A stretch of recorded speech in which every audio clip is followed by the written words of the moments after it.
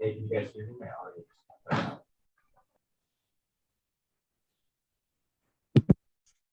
Barely.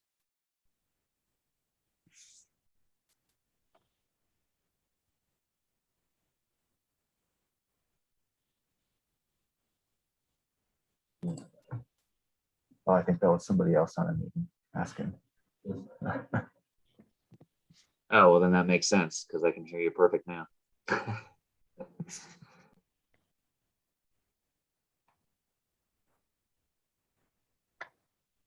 Morning. How's everyone doing? Good, good. All right, looks like we're all having kind of a slow morning, so I'll just let everyone come in, give another minute or two to fill the room. Morning, Devin. Good to see you. Nice to see you too. It's been a while. Yeah. How are things at Pepperwood? Wet. Awesome. I know, it's been raining. It's crazy. I forgot what that was. Right. It caught me a little off guard and didn't get to cover everything that was supposed to be covered. And Yeah. Do you guys still have a bunch of burn piles out there, or did you already burn them off? no, there's still a bunch. And those are some of the things that didn't get covered before the rain came. You Yeah. like see it in the forecast, and you're like, oh yeah, it might rain a little bit. But then you're like, oh my God, it's actually raining. Yeah, you guys are getting like half an inch a day or something for the next few days, right? Supposedly today we're supposed to get an inch. Oh my and gosh. I think we're already at an inch from this storm, or a little bit more. So Wow, that's so awesome. Oh, 4 inches up there. Wow. That's wild. Oh, I wish it would just come a little more spaced out though. It's like too much of a good thing. yeah, exactly. I'm sure we'll get a drying out period in between. Who knows? Maybe we'll get rain forever. Fingers crossed. Okay, I'll just give us another minute while people flow in.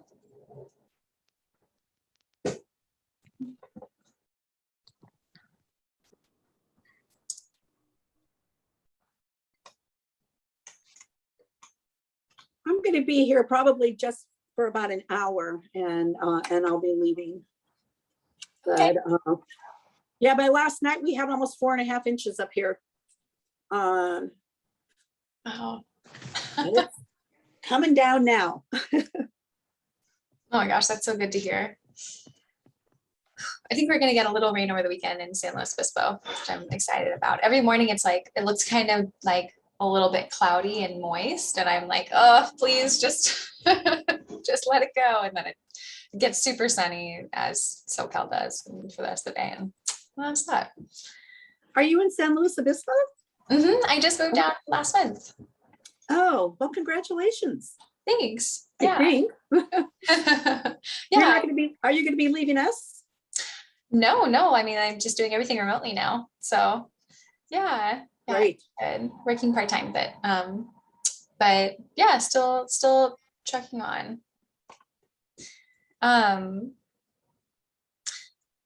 Okay, it's like maybe we'll just go ahead and get started. And yay, it's so good to see your guys' faces. I encourage you to turn on your video if you feel comfortable doing so. And I think Kim Batchelder's not able to make it today. I think and Dee also I think is going to be late, so I'm just going to go ahead and facilitate for us. So why don't we start with our round robin intros, and Judy, I'll start with you. You're first on my screen. And you're on mute. Thank you. We have a number of things going on right now, but the, excuse me. We did get a chipper from PG&E Settlement Vegetation Management Grant, and it's taken a while for us to figure out how to use that. How do we use that equipment in the community? We finally worked it out with our local contractor, Charles Hope, who will lease it from us, and then he will work with the multiple communities. We have 4 different communities up here that will be using that chipper, and we're just finalizing the contract for that right now, and that's exciting because it's been a long time coming. Our accountant had a number of concerns, and this one seemed to work the best for our nonprofit. So we're doing that. We have a couple of grants that we're putting in, the small community drought grant, and excuse me, I was making a fire so I could smoke. And I sent a proposal over to Roberta McIntyre at Fire Safe Sonoma about putting one in for the California Fire Safe Council grant coming up. We have a planning meeting with Marshall on November 30th to look at large scale planning for the next CAL FIRE grant.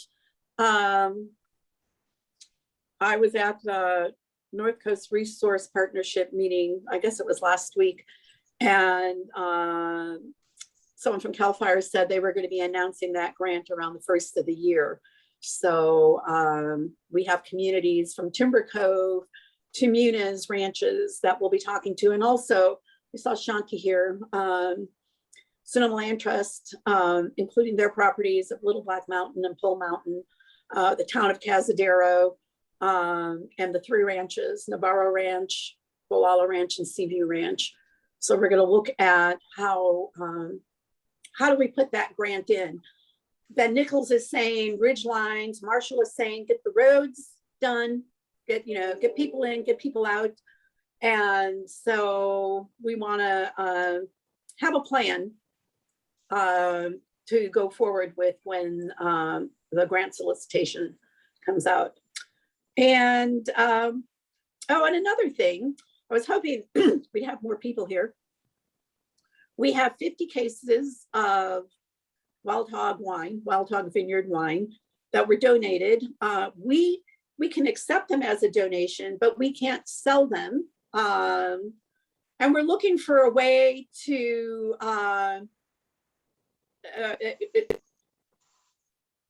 for someone to buy that wine at $200 a case, and then and have the donation come to us. We're working it out, trying to work it out with our accountant. We're going back and forth. We can't sell it. So if anyone has any ideas, I know we do have a few people who have bought some wine under the table, and but we just want to make a push to sell that wine because Brooke has so generously donated his time to help us put together a proposal to the Good Fire Alliance for our pilot project. And that wine, we would like to, help support that, fund that project. So if anyone has any ideas, they can message me or send me spaghetti feed and auction. Hey, Jason, that's a good idea. Yeah, they did say an auction was a good way to go. A lot of work, but it's something that we are considering. So that's my report. Great, thanks, Judy. How about Joe Thiel? Thiel, am I saying it right? That teal is good. It's the hard T sound. Yeah, we've got a couple things. We just finished up. We got a report on our fiscal year. I can actually share a little chart if it lets me. Yes, No, I it just doesn't let turned me it put on. Do you want to try again?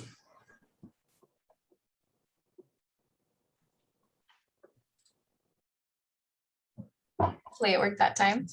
basically just an email, just showing what we got obligated. Oh shoot.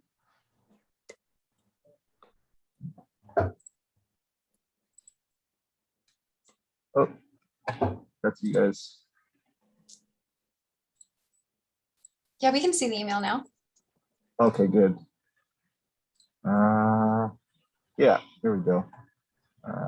So last year we obligated about 2.7 million. Oh wait, sorry, this actually year- this is the email for today's meeting. For the what now? Oh, for today's meeting. I think you might Oh, want that's all you're seeing? Oh. Yeah, I'm sorry, guys. that's okay. If you stop share and you go back to sharing options and share your full screen, then we'll probably see it there. How's that? Oh, there it is. Oh, yeah. Yeah, so it's not a great visual, but at least something to look at for the area here. But we did actually increase by quite a bit there, and just what's that, 6 more contracts for this fiscal year. And a part of that I think was due to the CIC, and that we did get word that we'll be doing that again next year. There's still no really good time frames on it, but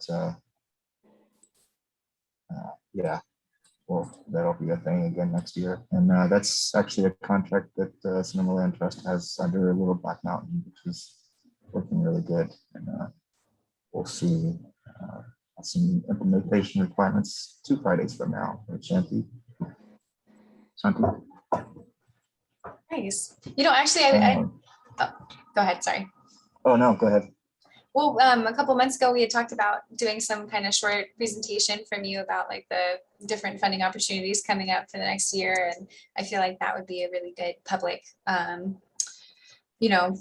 something to offer to the public, anyone who's interested. Does NRCS already do like workshops or presentations on EQIP and CSP and things like that? Yeah, definitely. Yeah, I'm happy to do that. If we can set something up, I can. Most of you guys are pretty familiar already with it, but I can. I've got a couple PowerPoints we can go over just specific to forestry stuff, and yeah, it'll help out. The hard thing about it is we still don't get really firm dates for anything. It's just kind of tell folks that we sign up, any time of the year, and then we've got the batching periods every time, and twice a year for EQIP, and then now once a year for CSC. But yeah, if you wanted, we can open something up to the public, and I'd be happy to go over some of the stuff with folks. Okay, great. Yeah, let's we can talk more about timing and how to how to advertise it and whatnot offline. I think that would be great. Yeah, but that's really all that we got. Just kind of working on getting CIC folks, their implementation requirements, and the folks that already passed both the CIC ready to go start this year. Yeah. All right. How about Devin? Not too many new updates. We're finally got our VMP, or in the next couple of days, our VMP will finally be done with CAL FIRE, and we have 100-acre unit that we're hopefully will burn once our burn window comes in and our VMP is all done, and then we have another 40-acre unit. So that's been a lot of prep work in that world. We're also pretty excited. I'm sure a lot of you are familiar and have been talking about this for a while now, but we have a number of forest monitoring research plots inside both those units, and with wonderful funding from NRCS, we were able to do a bunch of thinning, and really excited to get fire on the ground. And we're also making a transition from our previous grazing partner and looking at new grazing partners. So that's still in flux, and yeah. So that's about it. Not too many new things. Okay, cool, great. Thea? Hey everyone, Thea from Monan's Brill. We have been finding a lot of Detrichia stinkwort, which Devin told me about. So I've been focusing on trying to get our whole watershed, which burned in the glass fire, to pull it now before it becomes totally pervasive. And it's really easy to pull right now. I don't know if folks know about it, but it's just about to go to seed. So that's my big focus right now. We've also been doing a lot of seeding of native grasses and putting in some wattles to protect the land, especially where we've done salvage logging. And also looking at a couple different novel ways of reforesting oaks in we have about 400 acres of forest that mostly burned in the glass fire. So we're talking to someone has like a startup nonprofit doing drone seeding of acorns that are coated in a soil and microbial mixture. So we might be doing a 5-acre experiment with them, as well as trying to collect acorns from the land that have germinated and transplant them per Clint McKay's advice. So those are things we're up to right now. That's so cool. Are they hand planting the acorns or something else? Yeah, so there's the drone project, which is separate, but then yeah, the ones that are we did a mapping activity where we had a bunch of people come up and identify trees with acorns. There aren't a lot of trees with acorns this year. I think between the fire and the drought, there's not a whole lot, but we do have some coast live oaks that have good acorn crops. So the idea is we'll monitor them, and then as soon as they germinate, then yeah, we'll hand transplant them into areas that make sense and then protect them in place. Nice, that's so exciting. Can I ask a question? This is Ron. I have an abundance of acorns with the valley oaks. I don't know if that's what you want. If you need acorns, I'm going to have to mow them. They're so thick. They sprout when it happens, but right in the valley here, I'm on the flat part, near Yano Road. And thanks, Ron. Yeah, we're up in the mountains and we don't have valley oaks up here, but yeah, pretty much every other kind of oak we have.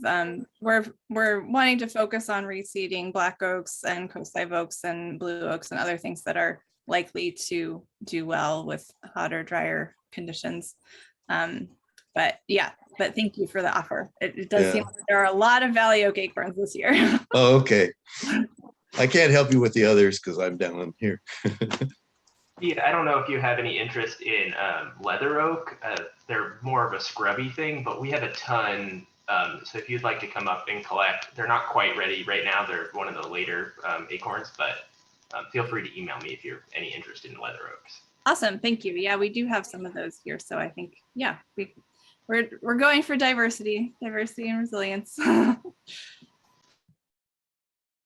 Awesome. See, I also thought like Chris that they were drone seed bombed somehow. I was like, whoa, that's cool. No, the drone seeding, I think it is. I'm meeting with the guy tonight. I'll find the link to his organization and put it in the chat. But But yeah, the idea is using drones, like they're specially designing drones to do these seed pods for reforestation. So the idea is to be able to reforest areas that are hard to access on foot. So if we do it, we still have some questions for him, but if we do it, we're going to do it in an area that's a really steep, hard to access part of the land. But yeah, their hope is to be able to still seed like millions of acres with only a few people. And they have this special process that they're developing to coat the seeds so that they're less likely to be eaten by things that like to eat seeds, and they're more likely to germinate and thrive. So yeah, it sounds like a neat project. And I can share more if we go forward in exploring that. Yeah, great. Okay, thanks for satisfying my curiosity there. Sorry to. Mason, do you want to introduce yourself?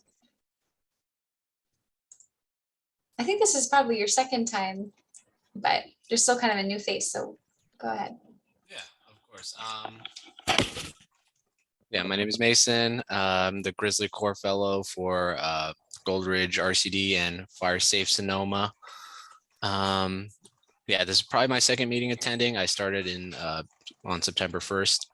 But yeah, for the RCD, I've been working very closely with Adriana for the first working group for this group, and I hope to get some work done on the website on the back end, specifically updating some things and working on the resource library, and yeah. So, and I'm also working with Roberta at Fire Safe Sonoma. We got a Fire Alliance meeting coming up today that I'll be preparing for after this, and so yeah, just a couple of things going on there. Awesome. Yay. Thank you. Yeah, Mason is stepping into kind of like a support role for me, helping with our outreach and website, which is just like so helpful. So thanks, Mason. And Brooke. Hey everyone, how's it going? I have a couple updates and some new news. As you can see, I've gone to work for Sonoma County. Let's see if I can do that. Working in their Natural Resources Department, and this has only been around for a couple of years now. So my official title is Park Program Supervisor. I'm going to be focused on forest management, fuels reduction, and prescribed fire. And so I'll be working with Jen Stanfield, Lulu Wax, Monona Hevland, and also with Hattie Brown. And so really excited to go to work with regional parks and get started on some of the work in the parks. And there's a lot going on. We're going to be working and bringing on the California Conservation Corps to work in Shiloh, Foothill, and Gualala parks, basically starting to put in some shaded fuel breaks. And so that will be ongoing probably starting next month and going for several months, hitting all those parks and trying to get those in shape for fuels reduction and for fire resiliency. So we're working on those. We're also going to start working on a forest management plan for the Mono Rio Redwoods property that was recently transferred over to regional parks. And so we're working with Jason Wells on that. He's going to be helping us put together that forest management plan. Let's see, the other things that we have going on is the Santa Rosa JC. I'm an adjunct instructor for Santa Rosa JC. They have started a class on wildfire resiliency and fuels reduction, and they're actually starting to do work in Schoen Farm. And I got to drop in on that class last week. They're already starting to, do handwork out there, chainsaws, coming up with some burn plans. They'd also like to burn that area. So that's really exciting to see how that progresses. And then also just catching up on some Wildlands Conservancy work before I left that organization. We did hold that shaded fuel break workshop. Let's see, that was September 25th. And that went well. Marshall actually showed up, so that was always great to have his input. We had about 12 folks, people that were really engaged, that had done some of this work on their land, and had lots of questions. So it was great because we were able to get into the details of shaded fuel break work, maintenance work, prescribed fire, and then of course Marshall was able to provide some really good context to all of that. And then also, let's see, I guess that was beginning of this week. There was a prescribed fire up on the East Ridge of the Jenner Headlands, and that was run by Marshall and his CAL FIRE crew. And so the burn was scheduled to be Monday and Tuesday. But as you guys know, we got rain on Sunday. And so our, well, I guess that was Sunday evening. So that window of opportunity to do prescribed fire was basically Sunday. By the time we got to Monday, it was too wet. The fire didn't take. I believe they did some burning on Tuesday, but of course now we're getting more rain. And so the forests are getting saturated. So our window of opportunity this year, or at least in this month, was just one day. If we could have, we needed to burn on Sunday, but that window has kind of closed. But I'm sure we'll get back up there as soon as things dry out. And that's it for my update. I'll go ahead and post my new contact information in the chat box, and feel free to reach out to me if you guys have any questions. Awesome, so jam-packed. And thanks, Brooke. Congrats on your new position. Hope you're enjoying it. And thanks so much again for doing that shaded fuel break tour. I'm glad that was you were able to share some technical information with folks who are really hungry for that information. So that's great. Fred, how's it going? Here we go. It's going well. Thank you. Happy to be here. Not a lot of news today, mainly trying to figure out how to do post-fire rehabilitation in a manner that is both fire safe and I'm calling it CSWC at this point, carbon, soil, water, conservation oriented, and wrestling with the question of, do we leave the trees standing up or do we put the trees on the ground? Because we can lose money both ways. And we lose about the same amount of money in a salvage logging operation as in a just bring the trees down to the ground and build essentially contoured berms with those trees. We're looking at on some open space land, getting a feller buncher in there for most correct directional falling. And I'm meeting with Pepperwood and the TCB3 organization tomorrow, and I'm going to continue posing this question to everybody, like, what is the best thing to do with a burned Douglas fir forest? Because we seem to have so many of them, and it would be nice to have a good recipe. So my thought is that when the trees are down, that we'll build up more soil, save more water, create more growing opportunities for the hardwood residual that is there. But some people say we'll just have a hotter fire. If we leave the trees standing, will we end up with jack straws or better habitat or what? Obviously it depends, but anybody who has something to contribute to this, I'm all ears. So that's what's going on with me this week. Thank you.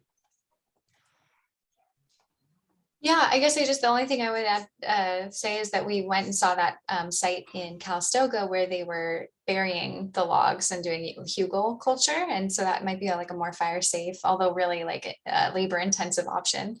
But I don't know, that's just my 1 cent. That is a really good observation, and the Kugel culture, or whatever it's called, seems to be exactly where we're going, but we don't really have the tools to bury the logs at a mass scale. So yeah, that's a good place to start, and I guess I'm just hoping the rain starts the burying of the logs and decomposition from the bottom, though that might be the original mistake that we made with Slash in the first place. So let's keep talking. Thank you. What size Douglas fir are you talking about? 12 to 36, 40 inches. Big. 100, Yeah. 140-foot trees. Anything over 24, I think that you should really consider where you are in proximity to roads or infrastructure. Is this a falling hazard? Is that something that is a major concern? And at this point, if you can't sell that log or get rid of that material, I would leave it, unless it's near that road. And then when you're dealing with that kind of material, then I think you're right. Get it on the ground and contour it and limit your financial damage, because that's going to be really expensive. And for that smaller stuff, I wonder if instead of a feller buncher, if a cut to length processor would be a better idea.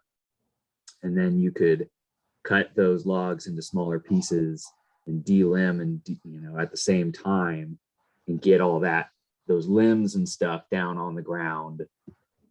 That could probably be pretty rad. I don't know who's got a cut to length processor around here. Everybody's got one of those. Yeah, just hanging out in their back pocket. It's a manufacturing head you put on top of your heel boom loader. Yeah, exactly. In Humboldt County, I know a couple guys who used to use that sort of equipment, and I know people in the Sierras who use that equipment.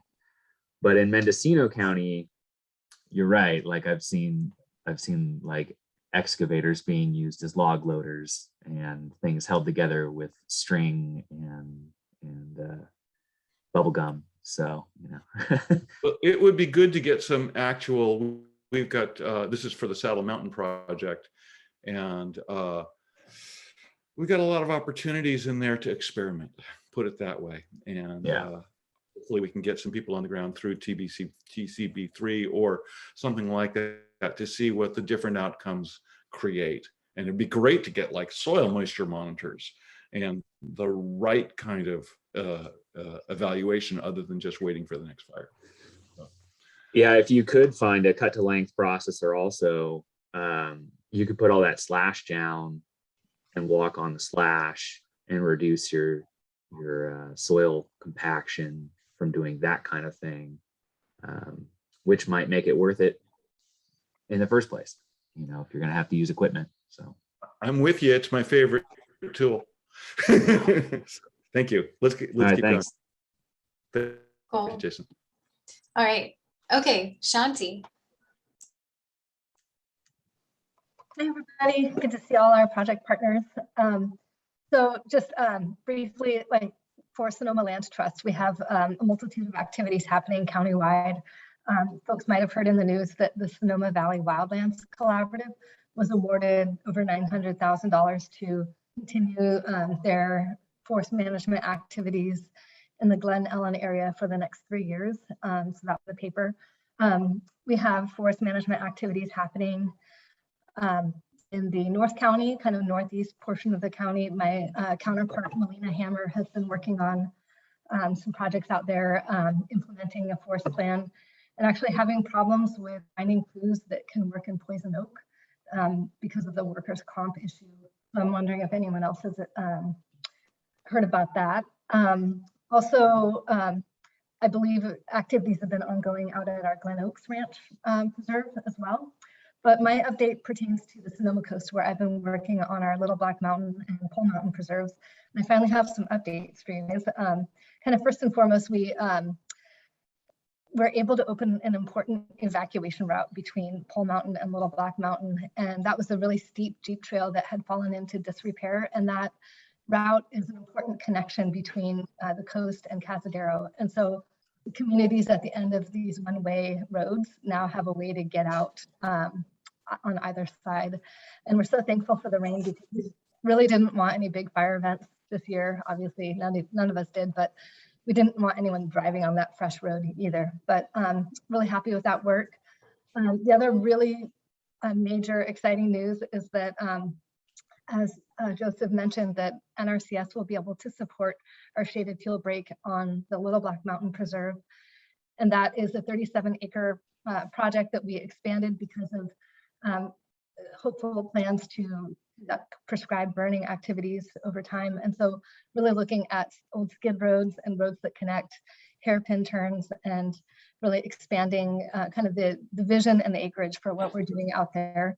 So we're really excited about that. That was kind of a long time coming. A lot of the NRCS staff pushed our application through multiple times because of various hurdles. So I'm so thankful for that support and excited to get out on the ground and scope things out in person in a couple of weeks. A couple other things. We're working on a VTP with Ascent Environmental for our coast preserves as well as our North County preserves. That's 4 properties in total. And we've been working on developing the treatment activities and also working on the bio PSA. That's basically looking at sensitive wildlife, plant, and habitat communities that could be impacted by our work. And it's really an interesting process. I'm learning a lot, and was actually talking to Marshall Turbeville during the burn that didn't happen on Monday. And there's really kind of a consensus about the need to really standardize some of our approaches so that we can really kind of get on the same page about kind of what it is we're trying to do so that we can jump through these regulatory hurdles in a manner that is more streamlined. But there's a lot of complexities with the VTP, and our major hurdle right now has to do with the fact that the Board of Forestry will not be the lead on that document. There was a change in leadership, and so now as an NGO, we're not a public agency, so we need another entity to kind of be the lead on our behalf.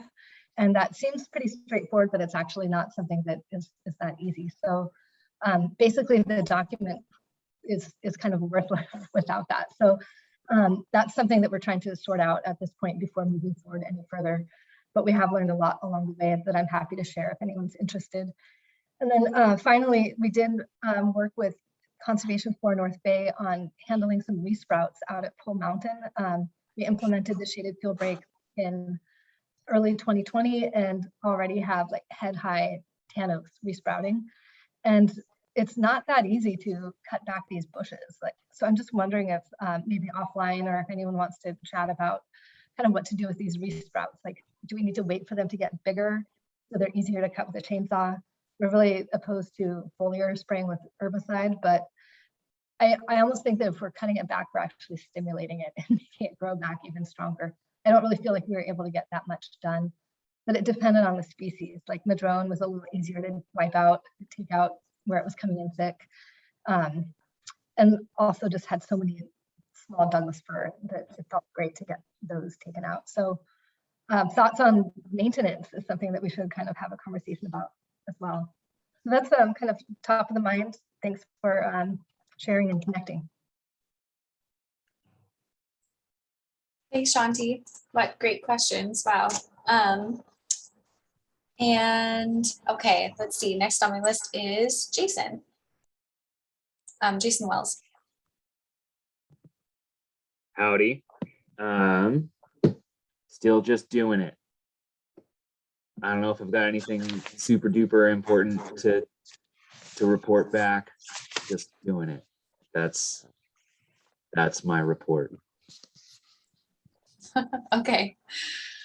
Well, if I can share with Jason, I was hoping he'd have something to bring from this meeting to the Sonoma RCD meeting, which is next Thursday. So I'm listening. Just to listen to you guys. I have nothing much to report until I find out what we're doing. Right, Jason? Okay, well, in that case, I've got a couple things going on. I'm working with a group of landowners in the northeast part of the county. Kind of excited about this. It's sort of a continuation of a group I was trying to put together a CAL FIRE grant for in 2019, immediately following Kincaid. And they are interested in more detailed planning, which I think is important before we try and get grants. We kind of need to know like what's the actual game plan that you're trying to apply for grants for. There's also the North Bay Forest Improvement Program. We just had our second round. Well, we haven't judged them yet. That got kicked back a week, but we've got something to the effect of like 22 applicants for North Bay Forest Improvement Program this round. I think something like 16 of them are from Sonoma County, and then the rest are from Napa or Mendocino. what else am I doing? I'm really just trying to catch up on forest management plans right now, which takes a lot of time. And that's kind of where my head is at. That's what I'm working on right now. So yeah, that's Sorry to put you through that. yeah, I was like, I will just push this off because I don't want to get too into it, but trying to give you something to say there, Ron. So we are doing stuff. Definitely keeping busy. Ron, do you want to go next? Or do you feel like well, I've said what I can say is we've been waiting, we've been postponing meetings, and hopefully we can get a clear picture of what projects are going to go through, which ones aren't, and so on. So I'll have more to report later, or Jason. okay. How about Jill Butler?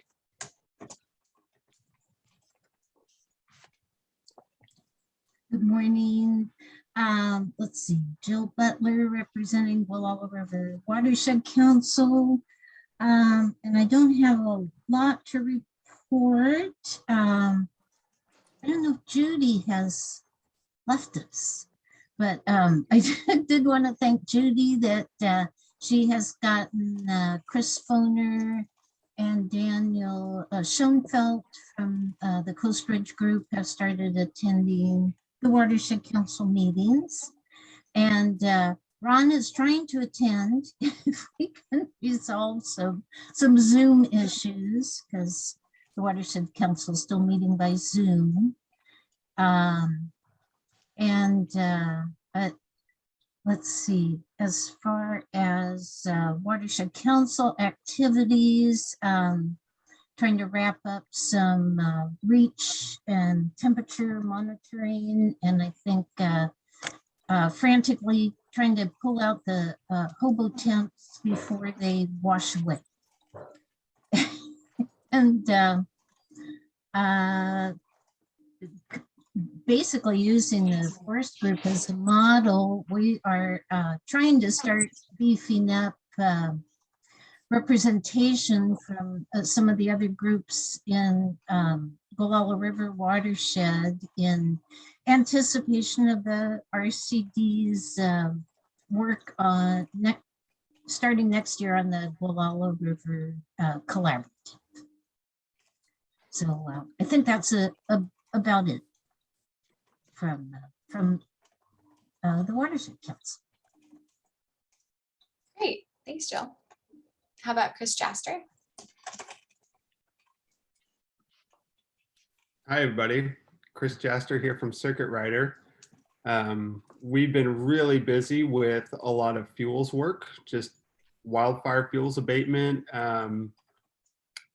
defensible space projects. It seems like this time last year, we were doing a lot of planting projects, and just since the fire funding and fire consciousness has been raised, it's just been a whole switch in our gears. We're doing a lot of hiring as well, keeping busy, a lot of new young people on our crew. So training them up has been really fun. It's amazing to see people like light up the first time they chop a tree down with a chainsaw. It's pretty cool. And Shanti, just to speak real quick to your poison oak thing, we do not have special exemption to poison oak. We just have poison oak for 10 months of the year, and that's just how it goes. We supply our folks with Technu and pre-wipes, post-wipes, but you get it, and that's it. Our insurance doesn't seem to mind, so that's great. Other than that, there's nothing much. We're just moving along, cutting trees down.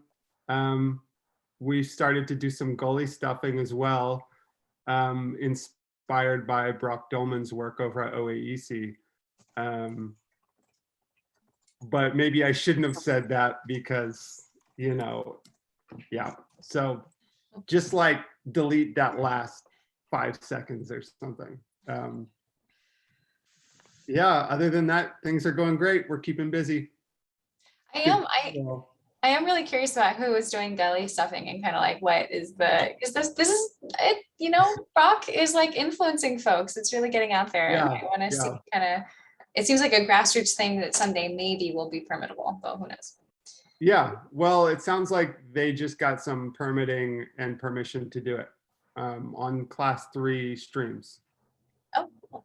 Throughout OAEC as an experiment. Very cool.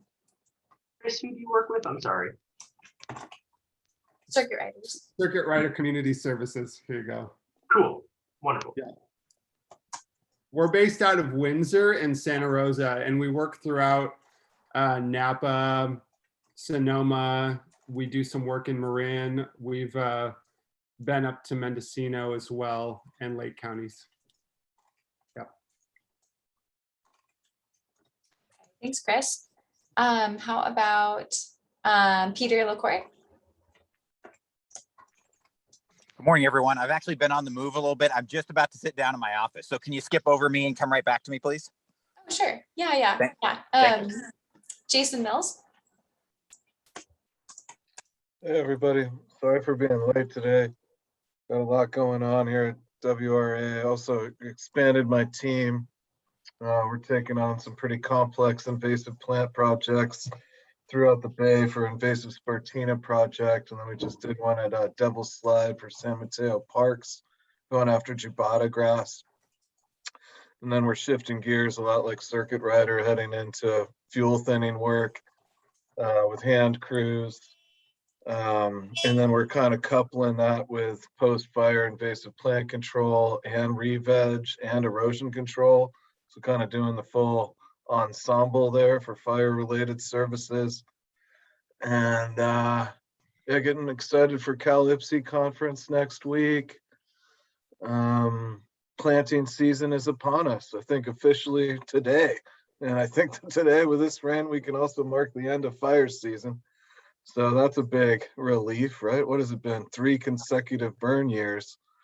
So, I mean, kudos to CAL FIRE putting out all those spot fires, because we could have easily had another big year of fire here. So, you know, other areas in the state, of course, got hammered. So looking into also getting involved on the scale out in the Sierra and stuff. So that's kind of exciting, but trying to remain an active resource for Sonoma County. Thanks again for all your guys' work.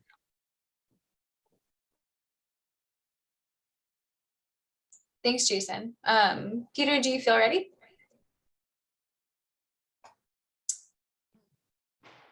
I think he's the only person we have left, but I need like 2 minutes. Can you fill in for me? yes, of course. Okay, yeah, we'll move on. So let me show you our agenda. Okay, so a check-in on funding opportunities. I guess I just wanted to kind of scan the room and see if anyone has anything that they want to share about, you know, grants they just received. I mean, we talked about that a little in the intro, but or, you know, new programs that you're interested in applying to, or any programs you think the group might want to know about.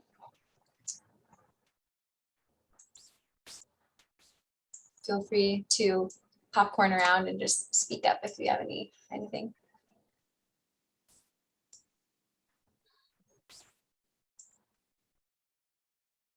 And if not, that's okay too.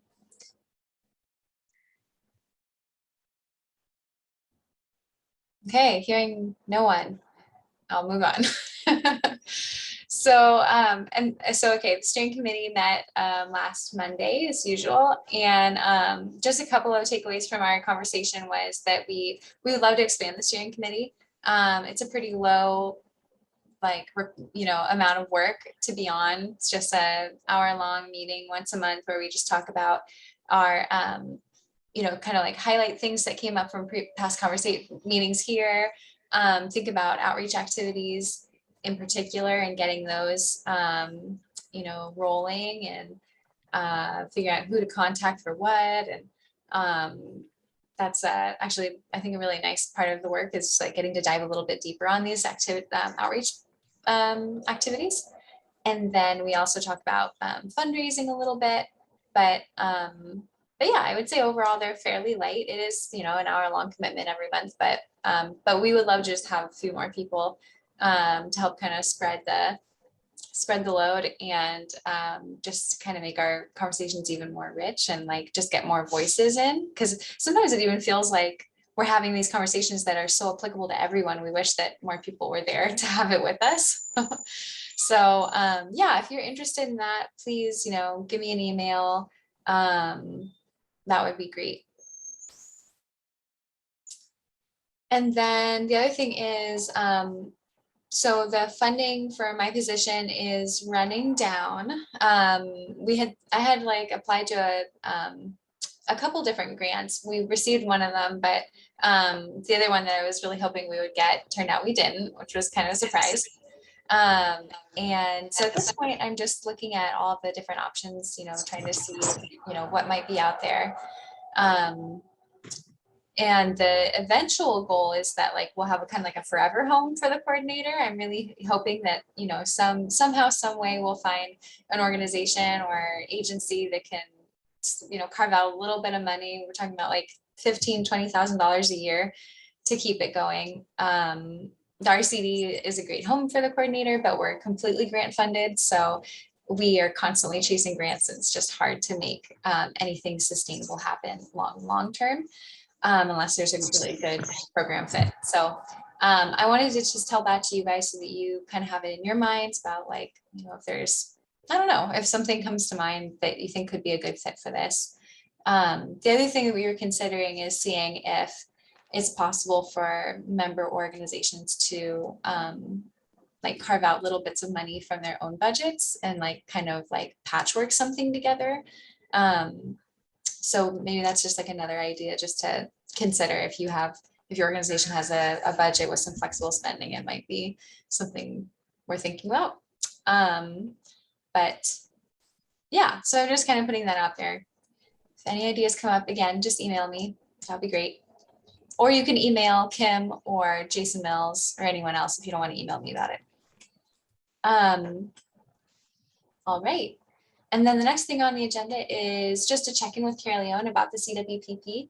And I know she's not here, but I saw that Esther Mendino dropped a line in the chat about it. And she says, I wanted to let everyone know that another steering committee meeting for the county CWPP is coming up next week on October 28th at 3. An announcement with a Zoom link will be going out soon. Please check the CWPP website for the announcement. So I don't know if she's suggesting that I guess it is a public meeting that we could attend and listen in on. So that's a cool opportunity. I guess I would just kind of holding this thread for Carrie Leon of getting projects into the CWPP plan is, I think, something that they're still looking for partner input on. So if you have projects that you haven't yet submitted to that planning process, do so, just because I think it's great to get those projects on there. All right, I think I'll end it there and put it back to Peter. Sorry about that. Good morning, everyone. My name is Peter Lacour. I am the forest manager for Pacific Union College here in Angwin, California. So I'm here in Napa County. As my joke is, again, somebody in this group has pointed out to me that a lot of your fires in Sonoma have been from Napa throwing them over. So I'm over here trying to do something about it and protect you guys over here. Although I think finally this year we did have one fire from Sonoma County moving to Napa County. So trying to even out that score a little bit here. I'm also a board member of Napa County Firewise, which has a lot of exciting funding that is finally coming through as the result of creating our county-wide CWPP. And one of those projects is actually here on my forest. So it's a really nice synergy between my two organizations that Napa Firewise funds a lot of the forestry work that I have to do here on my property in Angwin, because we own some of the land that is the most critical for protecting my town from fire. So I'm going to do a little screen share to give you guys just a little bit of orientation about that project, if that's okay, Adriana. Oh yeah, go for it. Okay, you guys should have a map and a picture of some machinery, if that's correct. Give me a thumbs up. Yes. Okay, thank you. So here we see, here's the map of the project area. I'll try to not go on too long here. This is the little town that I live in called Angwin. This is the majority of our population lives right here. It's about 4,000 people. Here is the campus of the school I work for, Pacific Union College. This is our airport. And then in purple, you can see most of the land we own in Angwin. It's about 2,000 acres. So this land right here in purple, this is the land that I manage. It's about 1,100 acres of both mixed conifer and hardwood forest. This land in blue is actually 700 acres owned by a gentleman just to the north of me named Chris McAllister. So between the two of us and the Las Posadas State Forest here to the south, we actually own about 3,000 acres here on Angwin's very vulnerable eastern flank. And one of the reasons we're so vulnerable from this side is here we've got an area called Pope Valley and Childs Valley, which is a dry chaparral environment. The conditions are ripe for a fire to start here in the dry chaparral environment, come up the steep slopes of my ridgeline right here. We've got about 1,000-foot elevation gain between this Pope Valley marker and this project boundary. And then if we've got a north wind event coming down from the north driving that fire, like we're really ripe to be the next paradise of California here with our one road in and out of town.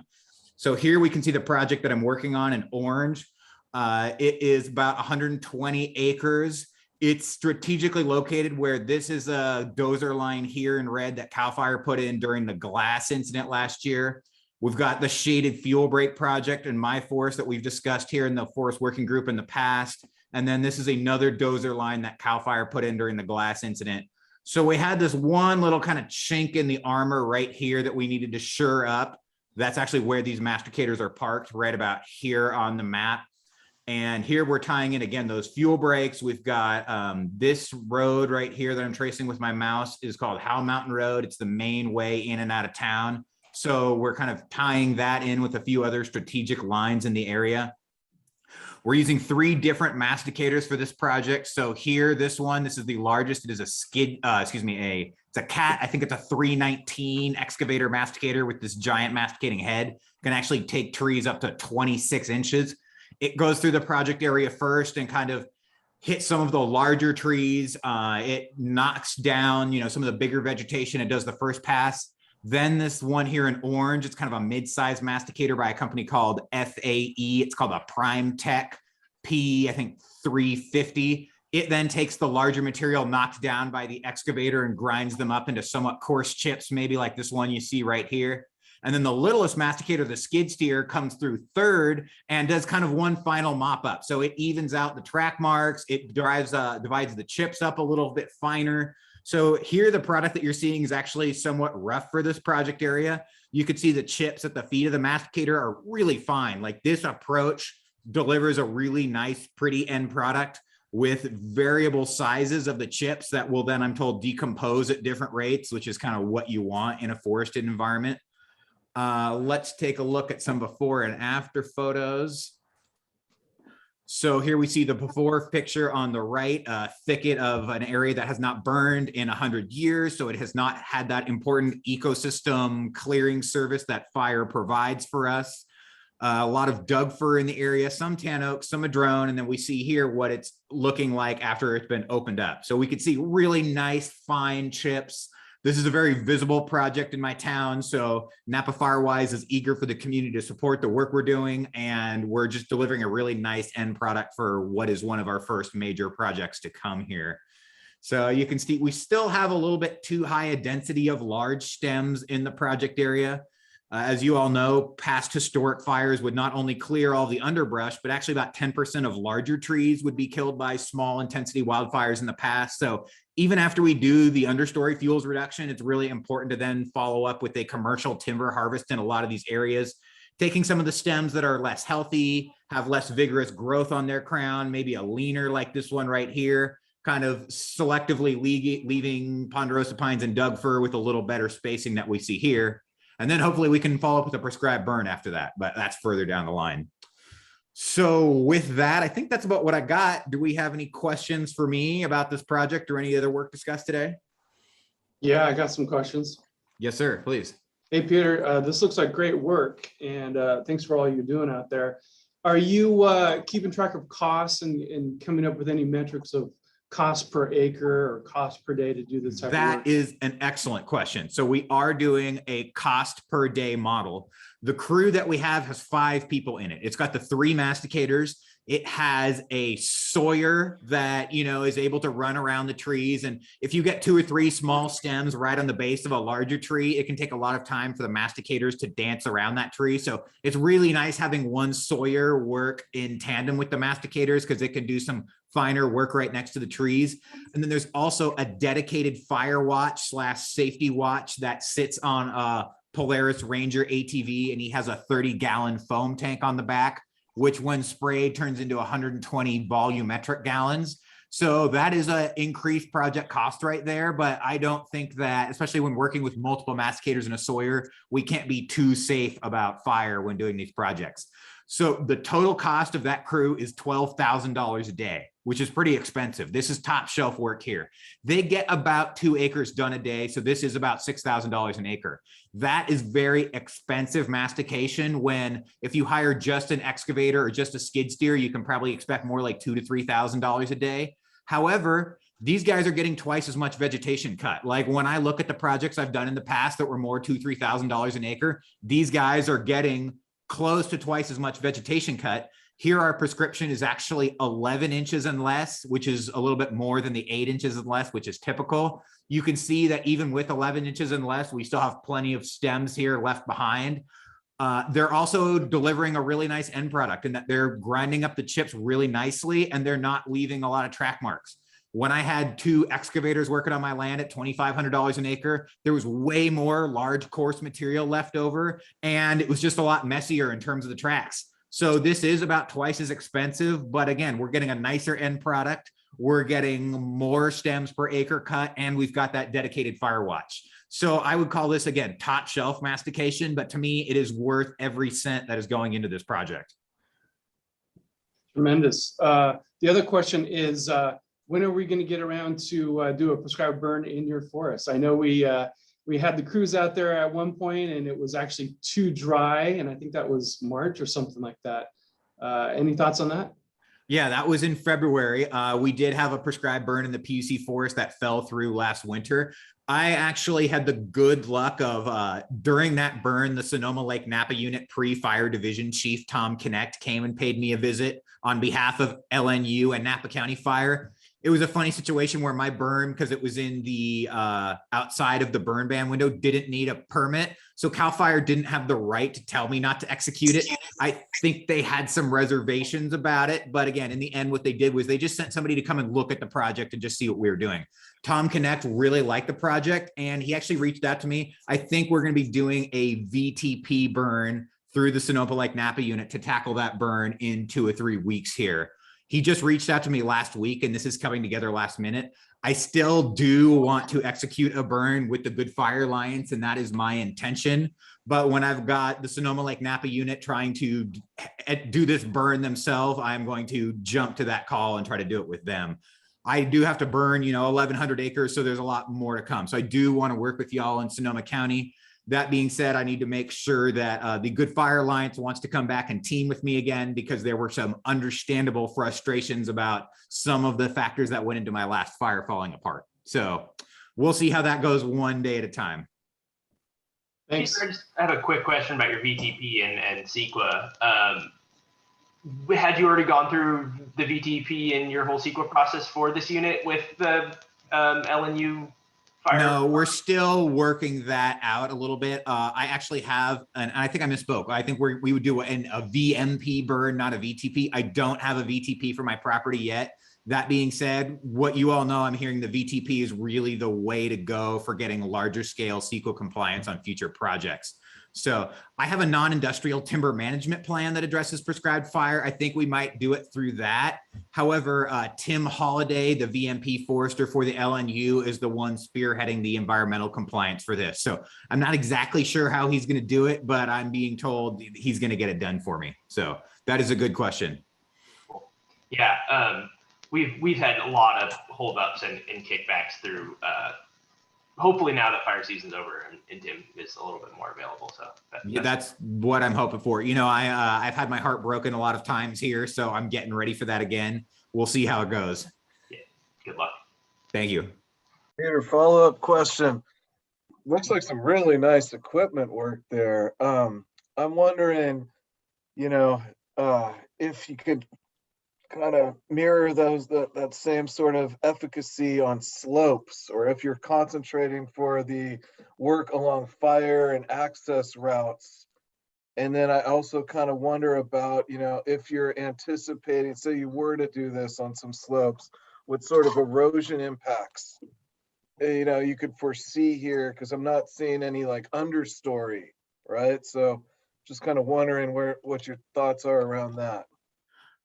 That is a good question. So there were two questions there. In terms of the slope, I don't have a specific degree for you that I can address in terms of what they're willing to handle. This guy is taking some slopes with his excavator. One of the things I've learned about these mastication projects, when you just have a little skid steer, they by themselves have a hard time tackling slopes, because a lot of the time a skid steer has to work uphill. Let me just pull up the picture of my machines here. So this little guy, if this guy is trying to alone tackle some slopes, he's got to work uphill to try to cut the trees down, and the trees fall back on him. So skid steers have a real hard time on slopes. When you've got an excavator working with the skid steer, the excavator can get through and use this boom arm here to kind of get up and cut some of those trees and push them out of the way. And then the skid steer is able to move in after that and grind some of that up a little more finely. So this guy can take some slopes. I mean, not too steep, but yeah, the combination of the excavator and the skid steer can get work on some slopes done. Having the excavator and the skid steer together is a really nice combination, because the excavator can tackle larger trees, but when it comes to grinding up brush and manzanita and whatnot, running this boom arm back and forth over the ground takes a lot of time and energy, and it's a bit of a waste. The skid steer is perfectly suited for that, but the skid steer can't really cut things above, you know, 8-9 inches, and then it's limited on the height, because this arm can rise right above the machine, but nowhere near as high as the boom arm. So I'm learning they really need to work together to get a nice end product. In terms of the erosion, you know, that's not exactly my specialty. We do still have a good amount of overstory trees that are helping to protect some of it. You know, the reality is the duff layer on the ground after this work is 4 or 5 inches. So we do have a nice thick layer of duff and woody material on top that is protecting our soils underneath. So I think there are some erosional implications of this. The CAL FIRE exemption that we followed did not require us to do any erosion mitigation measures, because again, the nature of this work, a lot of the dirt is being buried under the masticated materials, which will eventually, you know, turn back into dirt at some point. So I hope that the project will regrow with time and address some of those issues. That I don't know. That is definitely something to concern. I think that's the best I can address your question right there. No, that makes a ton of sense. I mean, look at all those chips. That's going to do a lot to reduce erosion. It'll be really interesting to see how fire carries through that. That is one, you know, that is one. Often with these projects, it's kind of a lesser of two evils type of thing, where we can try to get these projects done as optimally as possible. However, there's never a perfect solution in terms of leaving nothing, doing forestry work with masticators or hand crews. You know, the amount of duff on the ground will lead to creeping, slow moving ground fires. There's definitely something to that. You know, that's one of the reasons why when we divide it up finer like this, it's going to be less time until it, you know, turns back into soil and decomposes. So hopefully that can help with that factor a little bit. I'm still learning a lot of this stuff, so I don't know specifically. That being said, you know, burn piles and lop and scatter, they've all got their ups and downs too. So definitely having this much duff could potentially lead to more slow moving ground fires. That is, you know, better off than the situation as it was before. So that's definitely a potential downside of this work. So again, it's kind of a pick your poison with a lot of these projects, in my opinion. Absolutely. Thanks. Question. Did you consider a forest, or have you used a forest mulcher where it's basically like the skid steer, and it reaches into the ground and stirs it with the dirt? I have not done anything like that. I am hearing good things about products like that. I have not done anything like that myself, though. Okay, and yeah, it may be a way to limit fire. It may be a way to run into problems with the VMP or VTP. Yeah, okay. Because I could see, you know, once you start to get into the soil a little bit, that would potentially have other environmental considerations in terms of the environmental compliance, but it would help a lot with, yeah, it's a really thick layer of duff on this ground. I mean, I really hope we don't have a fire here for a few years and let it decompose, because it could cause problems in and of itself. That's a reality of this. All the vegetation and heat from all up here is now all down here, and there's a reality to that. However, if we were to go through with hand crews and try to pile all this vegetation and then try to burn all those piles, you know, that would have its own ups and downs. And realistically, I think that would be too big a scope for one season. And then we'd have these giant burn piles sitting on a ridge line, which is also suboptimal. So number of ups and downs here, but thank you for that suggestion. I appreciate that, and I'll look into that. Hey, Peter, I think a field trip to your forest is in order. I agree with that completely. You know, we wanted to do one earlier this year. It fell through. I've been not wanting to do one over the summer because here I'm a little more inland than you guys. It has been ridiculously dry and dusty this year. So I know we're all hardy forestry folks, but I kind of wanted the dust to die down and get us a little coat of rain before we do a tour out there. So I will work with Adriana, and I definitely think we should do a tour sometime soon. I'm eager to network with you guys and show off a little bit. Awesome. So. Great. Oh my gosh, thank you, Peter, so much. That was really great. Absolutely. I will end my screen share. Thank you, everyone. That actually was perfect because I didn't have like a special speaker or anything lined up for today. And you just were like, let me. Perfect. Appreciate sharing with you guys as always. Awesome. Okay. Well, great. So the rest of our agenda, and I'll just flash it back up here again, is really outreach related. But before I do that, I just, in case people have to go early, I wanted to highlight this future event on our calendar, which is the holiday happy hour. You know, no obligation, totally up to your comfort level, but we would like to do something social this year. Seems like COVID's in a little bit of a better place, but still not entirely a non-issue for sure. But yeah, we weren't able to do anything last year. So this year we're hoping to get together at La Rosa, our typical watering hole, and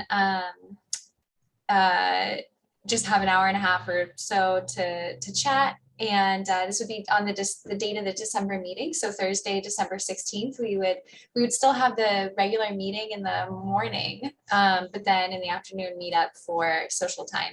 And someone had a great idea that we should bring stories and kind of do like a story circle about like any topic, anything at all related to the forest working group. But you know, can be fun. It can be whimsical, or it could be like a harrowing experience you had where a tree almost killed you, you know, or something like. It could be anything. Yeah, so anyway, so just keep that on your calendars, and maybe as the date gets closer, RSVP to me or Fred or someone to let us know if you're coming or not. It would be great to see you there. Any comments on the holiday mixer before I move on? No. I'm sure Fred will have some good stories. He always has great stories. Right? Yeah. We were also hoping Arthur would come because he's a natural storyteller too. There you go. Cool. Okay. So I had emailed everyone about this ag mixer event that we talked about back in August. I wanted to follow up and see if there's interest in this event from the group. I don't think I've heard back from anyone yet, but yeah, basically the idea is, just to recap, it's to create a place and time for us to engage with the ag community here in Sonoma, to especially those who own forest land, just talk about forestry issues. You know, what does the forest mean to them? What does it represent to them? How do they manage it, if at all? What are some questions they might have about management? What can we learn from them? What can they learn from us? That kind of a thing. And so in our last meeting, we talked about the next steps really being reaching out to some of our partners in that community and ask them like what they think of this idea of putting together a mixer and what kinds of outcomes could come from it. And then taking that information and designing an event around it. So I doubt we're ready to really talk about this today, but you know, in like I don't think we've done any of that homework yet, but yeah, I'm happy to like just kind of open it up for a few minutes to bounce ideas around, or yeah, maybe you guys have had like a little more time to simmer on it and have some thoughts.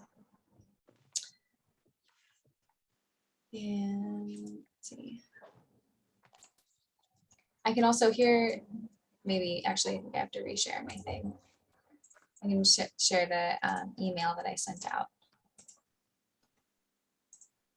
That's like a little more information. Sorry, this is probably really small for you guys to see. But the purpose of the mixer would be to meet and greet, get to know each other, discuss hot topics, ask questions, get answers, build alliances, and maybe gain some new members. And I attached, here's my notes on our last conversation in August. Let's see if I can zoom in a little bit here. No, sorry, it's gonna be that small. But anyway, yeah, so questions around like, you know, what threats do farmers face from forests? Is this like, you know, pest habitat for them? Is this a fire hazard for them? Probably yes, in a lot of cases. How do farmers manage these forest threats? What education do farmers want when it comes to managing forest land? What incentives are there for them to do that kind of work? And then we talked, I have some, these notes in red are all comments from you guys. And a couple to point out are, you know, Judy said that she had some good experience working with local small scale vineyard owners in her area, getting them involved with the Coast Ridge Community Forest, and kind of like helped expand their perspective and definitely get, you know, get more acres involved in the effort. And let's see. Yeah, definitely perceiving the forest as a fire threat is a big one. And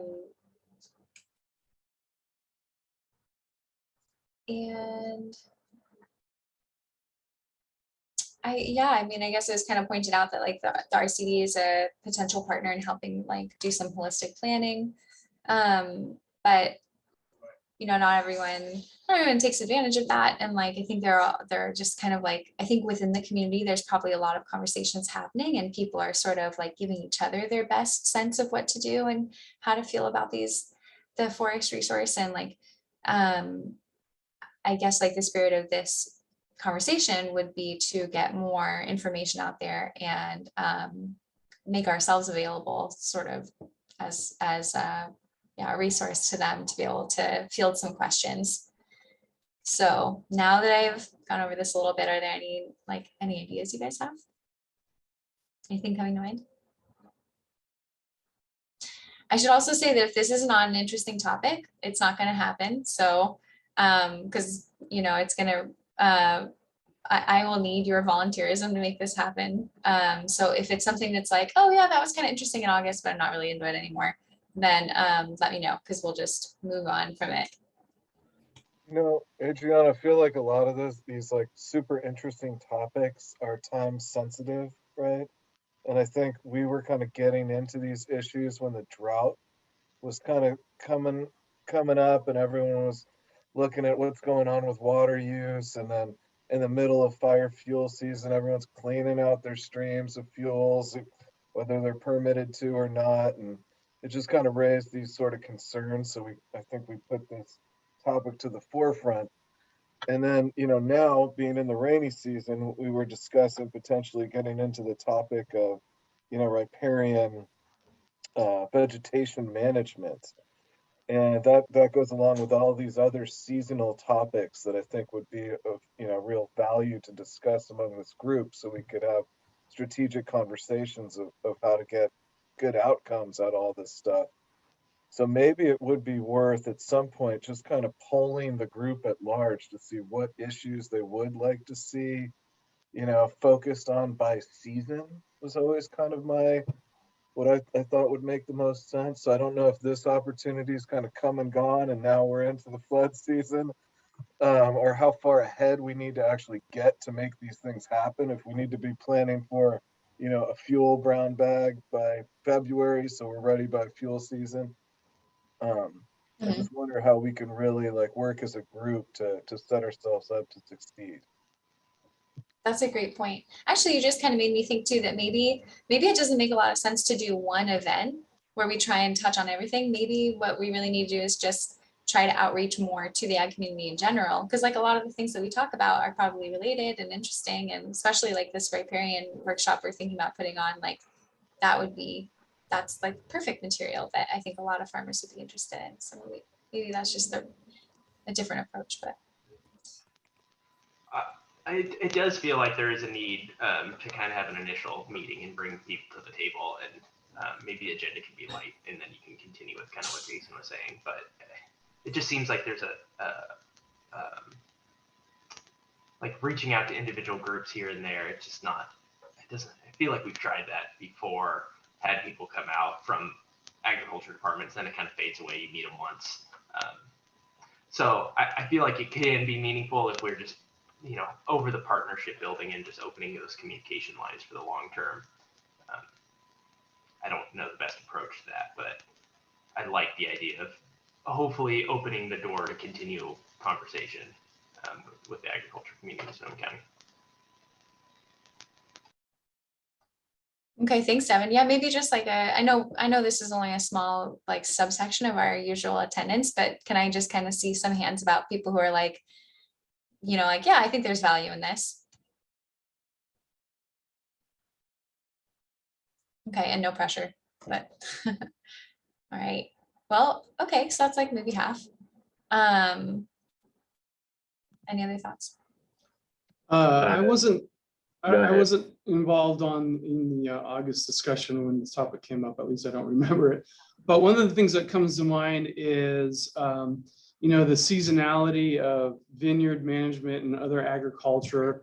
It seems like a point where we could kind of come together and discuss things is having agricultural managers manage certain areas of their lands that would connect into some kind of shaded fuel break, maybe from a forest into an ag area and then back into a forest, so that that shaded fuel break, when the fire season does come up, you know, that vineyard or whatever that ag is can be prepped and ready to act as a continuous shaded fuel break. Because obviously they have their large landscapes, they're managing it in different seasons for different reasons. And it seems like, you know, put it on their radar of, hey, can you do this, you know, 10 acres on this east side of your farm? Because that actually connects up with where we've been doing shaded fuel break work, where we've been doing prescribed fire. And then once you guys have that prepped for fire season, then you move on to, you know, the rest of the work that you have to do on your ranch. So that seems to be like one area where we could even sit down with a map, if we have them, with Marshall and other CAL FIRE folks that maybe have this in their head, and have a fruitful discussion with the ag producers. Nice. Yeah, you know, we always talk about what percentage of forest lands are in private lands, right? It'd be interesting to tease that apart and see what percent of our forests and private lands are actually on ag private lands, right? And then looking at the water use and our groundwater going down and keeping the shade into the riparian forest seems to be really important. And then you have these vineyards with all of these resources at their disposal.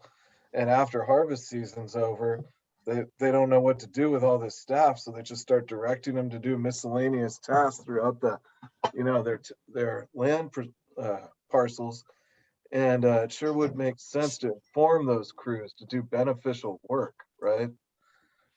Jason, we got a vintner here in Angwin named Randy Dunn, and that is exactly what he does. He has his crew in the wintertime go out and do understory thinning in the forest land that he owns. Thanks.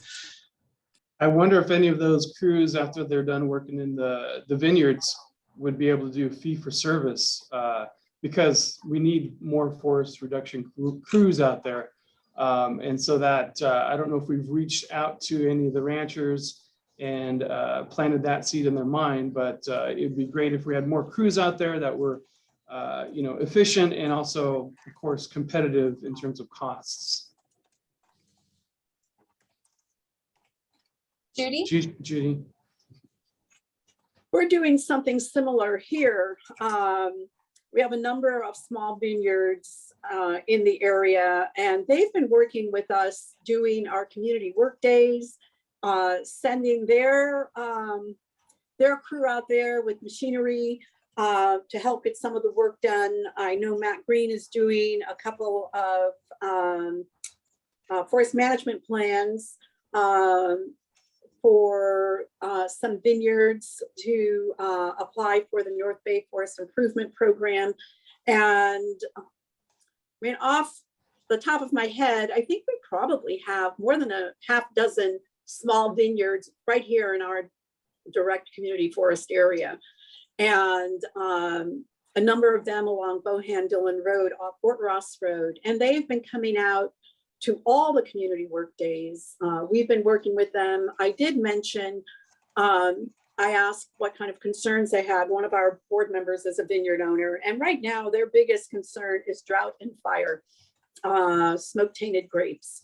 And so they're motivated to get out there and do this work. So I think that at least in this area, we've got them all on board because we are doing a massive landowner participation outreach program right now for not only the grants that we have in right now, the Fort Ross Road grant, the next CAL FIRE grant, but for future grants. And we're outreaching to everybody in this area and just asking them to go to our website and fill out a landowner participation form. And all the vineyard owners are involved. So we're kind of doing that on a small scale here. I'd like to see some, as we talk more about large scale planning and working with vineyard owners, I'd like to find a way to get our vineyard owners here involved. I haven't quite, now that things are slowing down and the harvest is over, we plan on having a meeting with them to see what their forest management needs are right now and how we might be able to assist them. Oh, it sounds exactly like what we're talking about. That's great. Well, maybe we should just sit in on your meeting and learn from you. You're more than welcome. Any other thoughts? I mean, it sounds like some things are percolating to the top about like why it's so important to partner with these farmers. It's because they're huge. I think they're probably a significant portion of the private forest land owning in the county for sure. They can help extend and maintain shaded field breaks that are like adjacent to their farmland. They have crews who might be able to work in the off season and be like the surplus labor that we need, or help fill the labor gap. Any other like big reasons coming to mind that I should jot down? Well, we've talked about this a little bit in the past. One of the issues that I've dealt with here at Angwin is, I'm not exactly sure what the Sonoma County rules are, but as you know, when somebody wants to develop a vineyard, they have to have a certain percentage of their land be kept as forest. Sometimes they don't want to do fuels reduction there because they're afraid they're going to do something illegal in terms of maintaining the forested portion of their land. When in reality, they very much need to do those treatments to ensure that that land stays forested or help to ensure that land stays forested in the event of a fire. So I think that's a big one, is just educating on them on what they can do to do treatments, but stay within the legal boundaries they have to maintain that land as forested. Okay, great. Yeah. Any others? Well, I know from doing some post-fire damage assessments for a few vineyards in the Sonoma Valley. They were bringing me in to do assessments to get total damages, to get materials together for their lawyers to sue PG&E with. And I think what I last heard is that PG&E pleaded non-guilty to all fire damages. So I'm not, I forget which fire that was even for, the Kincaid. Yeah, it's all a blur. But yeah, so I guess they're on the hunt for resources to do this fire recovery work. The problem is their resources are not informed, right?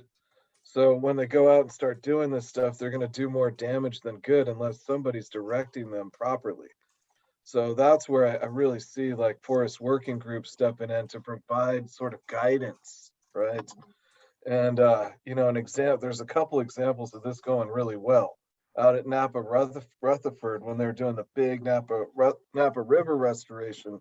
They got one of the vineyard owners involved and he really loved it. Then he started funding it and then reaching out to other vineyard owners. Before they knew it, they had a ton of traction through the whole vineyard community along the Napa River. Great success story, right? So that just started with little community gatherings, you know, and then it kind of took off from there. Then you look at what River Partners is doing on the Sacramento River, engaging all those ag crews in large scale river restoration using ag equipment. I mean, I don't know if that's possible, you know, down the Russian River stretch or areas where we've got, you know, a lot of ag activity proximate to our major waterways, but it seems like that would be a win-win, like county-wide, you know? Yeah, definitely.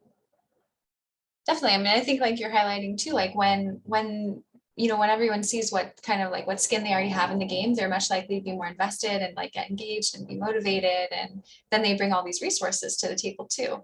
So that's awesome. Okay. Well, maybe just in the interest of time, we'll kind of pause it there unless anyone has any other burning comments.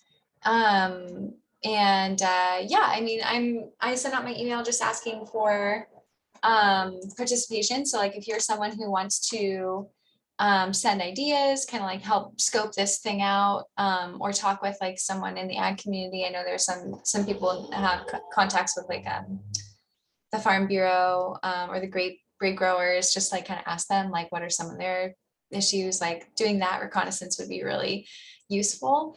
So yeah, I'm looking for volunteers on this one. So just send me an email if you're interested in volunteering. And all right, let me pull the agenda back up.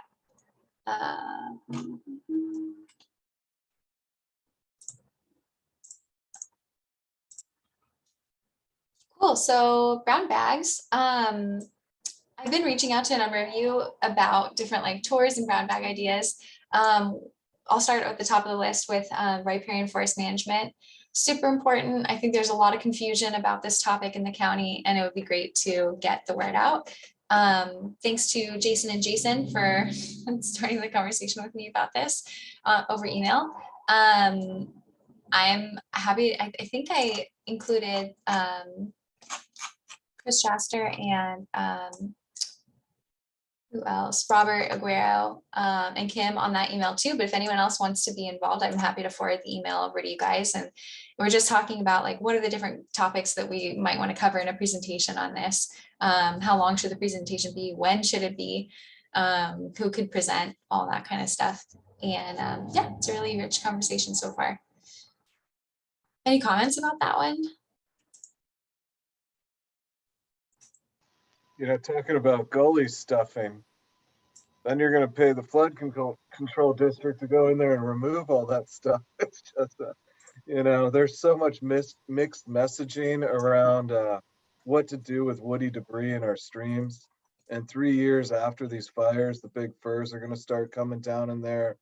I know in the Sonoma Valley, some private resident put equipment in there and just started dragging out all the big woody debris that was floating down Sonoma Creek. He ended up filling his whole lot with pretty much a ton of big wood that would have done a lot to slow the water and slow erosion and help to provide habitat for steelhead, which is well documented down the Sonoma or Russian River, where they're mapping every piece of woody debris over 10 inches, and every place where they have that, they find steelhead. So Right. it's just a critical issue.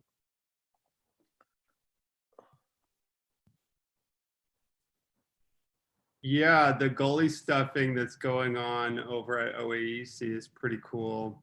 They're looking at really boughs, they're not using big wood. This is like the limbing fuels, mostly coniferous limb fuel. And then so you've got an erosion gully. It's primarily erosion gullies, and they're just putting it like this facing upstream. And the idea is that that sediment that's traveling through the system is going to catch in those bowels. And then you're getting this carbon sequestration with sediment catch and fuels reduction at the same time. It's pretty cool. So it's not like big wood, and it's not far down in the stream system. It's kind of like upper watershed work, which is pretty innovative. I look forward to seeing their results there. Yeah. At OEC. I think because everyone's been pulling out of woody debris out of every trib, like it's the best practice. Now we're having scouring erosion down all our tribs and inside, further and further incision down. It's somebody's got to get informed on this stuff. As far as I know, Napa is doing a better job with it, and they have a stream guide handbook that they kind of use as a leading reference, and it's working for them. So if and when we do have this presentation, I'm going to try to pull in some contacts from over there. Yeah. That's great. Yeah, we could go into the deep weeds of gully stuffing as like a new novel technique, or we can start at the very surface level, which is still very confusing, about like our creeks, how flammable are creeks in general, like the vegetation in the riparian forest, and what kind of management can you do in the riparian area? What management should you do? What's permittable? What's a 1600 permit? All of those kinds of things, I think. Because I was thinking about this presentation as being like really public facing and being more sort of like a clarifying session in generalities for the public about some of these most confusing topics. But I feel like we could also do a presentation that's just for us, where we talk about like at maybe a slightly deeper level, like what we're interested in. Jason, I feel like you're about to say something. Yeah, I feel like people like saying something like riparian area or water course or any of those sorts of things, like you need to know what specifically are you talking about, right? And so when you just say water courses, some places it's a great idea to gully stuff. Some places like you're dealing with large wood, but it really depends. Are you talking about a class 1 stream? Are you talking about a large, wide river? Are you talking about ephemeral creeks that have had road work that have channelized water and redirected, and that's what's causing erosion, and we're trying to fix that?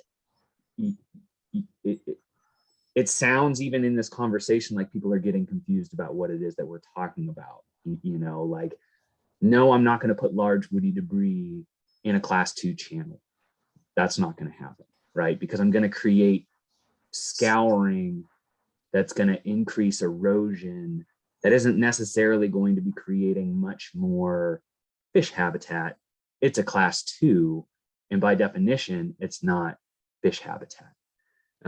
Why would it sometimes be a really bad idea to take out large woody debris, and sometimes it's a pretty good idea to take out large woody debris, right?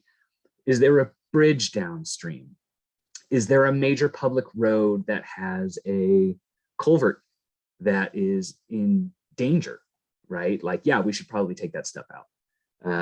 If you're in an area where that's not a concern, we could be creating really high quality habitat by creating scouring pools and riffles and using wood to do that sort of stuff. And for me personally, although I don't think it's going to be as applicable in Sonoma County where we have so much infrastructure, what I really like is what Mendocino County does. Mendocino County, a lot of my colleagues up there, they just do chop and drop. And like, I just think that's so much better in terms of large woody debris installation than engineering and anchoring and spending equipment and time. Like, they get so much more done, so much faster. And that's a whole different conversation to have. But they also aren't concerned about what happens when we get a major, 50-year, 100-year storm event and that material moves. They don't really care, so like, that was sort of my concern in the email, was just that I feel like there's so much nuance because there's so many like yes buts. Yeah, in this situation, but not in that situation. And I mean, maybe it's just a reason to justify my own existence, but I do feel like that's why I'm a licensed professional, and my job is to take into consideration what are the actual conditions on the ground, and what are the multiple knowing all of the different things and then putting together into a plan, like what makes sense for this area. I think that's important, because otherwise, yeah, you do have topics like, should we be gully stuffing class 1 creeks? That doesn't make any sense. Yeah, I think this is all really great. So we're going to need to spend some time thinking about what we want to cover in this presentation, what level, where should we be talking at, and how to kind of like silo ourselves so that we, aren't, so that we know what we're talking about and we're specific enough in kind of like in this situation. I don't know, we're gonna have to talk about it because I think there's gonna be questions across the board, but yeah. And I wonder, what is the purpose so much of having a workshop like that for this group? Is this more of a situation where we, as mostly professionals in this community, can share resources and better understand where each other are coming from, so that then when we go out and we interface with the public, we can be giving a unified message and understand what it is that we're talking about? Or are we seriously going to try and do a public focused workshop that may or may not have real lasting effect? Like, I guess just when I see something with so much nuance in it, and especially with like really charged personalities and ideas, as soon as you start saying you want to cut trees and you want to manage a riparian area, you just get people's hackles going up. And so it almost feels like it would just be better to have a discussion amongst ourselves. What is it that we're actually trying to do? What kind of work is Chris doing when he's stuffing gullies, or when we're doing, large woody debris? Or why is it that we have to put large woody debris in creeks in the first place? There's a history behind this whole thing too, right? Like in the 70s, Fish and Wildlife was removing all of the large woody debris because they thought it was an impediment to fish migration. So we caused this problem. Of course, that's also in response to 100 years of logging and leaving logs in the creeks. So there was an unnatural amount of large wood that was in these creeks. So I'm going off on a tangent right here, but like, there's a lot that I think that this group could learn before we go out and try and talk to other people. Yeah, point well taken. How do others? Can I say one thing? We're all fish heads. I heard a whole lot of stuff about salmon and steelhead. There's yellow leg frog, red leg frog, tiger salamander, and there's a million pollinators and special butterflies. And they tend to find a tiny little puddle for their existence, the newts, just go on and on. Like Jason said, you got to have, everything is unique. If I go to my doctor, I don't like it when he says, here, take this copy. Everybody does this. Every case is special. Right, Jason? That's right. Site-specific recommendations, I think, are important. And I just think that in terms of educating us, who then might give site-specific recommendations, would be a more important use of our time, just to make sure that we can share knowledge and talk about what we've seen. and be able to banter back and forth and say, well, what about this situation? And go, well, that's a great point, you know, or no, that doesn't supersede this because blank. You know, I think we could have a really lively discussion over fuels management in riparian areas and what should take priority, and how do we make recommendations to the general public about how to manage for houses and structures that were probably permitted in places that they shouldn't have been, but here we are, you know. Yeah, I think that makes a lot of sense, Jason. Obviously, we have to set the context in terms of what we're talking about, what class of streams, what are the resources present, because the methods that we implement are definitely going to be different. I would definitely learn a lot from that discussion with you all out on a field trip. I recently went up to Hood Mountain, areas that had burned. I looked at a riparian area where a lot of the large Doug fir and other trees had burned, and most of them were dead.